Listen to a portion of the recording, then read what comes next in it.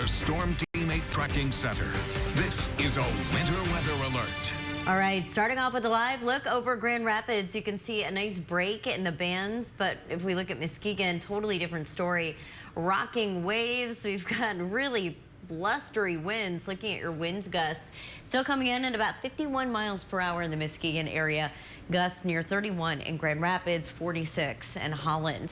As you saw earlier, the wind has been strong enough to take down some damaged or dead trees. We've also been seeing a lot of power outages.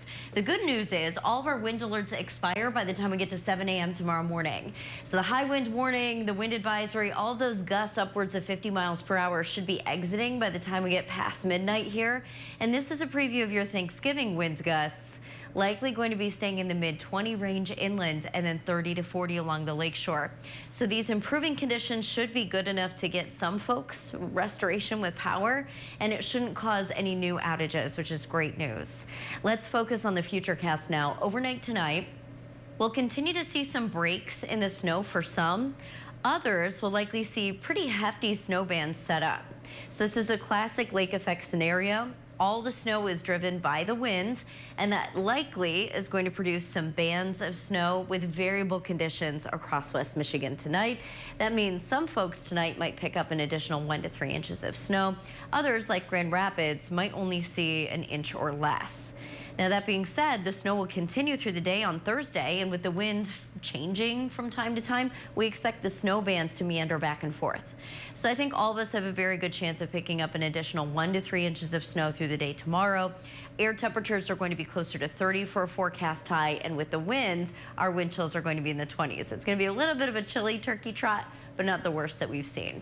Here's a look at the potential for 4 inches or more of snow. If anyone sees close to that 8-inch mark by the time we get to Friday morning, it's likely going to be north of Muskegon. We could also see a secondary bullseye near places like Otsego, Plainwell, Hastings, Orangeville. And then we have another system that rolls in Saturday. So very active pattern here. Tomorrow, again, varying conditions, 31 degrees. Our winds will start to settle some.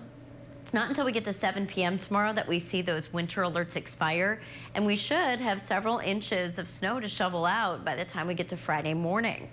Weekend forecast shows that Saturday, Sunday, we have another system that we're watching. This one is also looking pretty likely. Steady, shovelable snow expected to start to move in Saturday. So Thursday evening, Friday morning, pretty good in terms of travel. But your futurecast shows that this steady snow Saturday, Sunday could cause some travel headaches.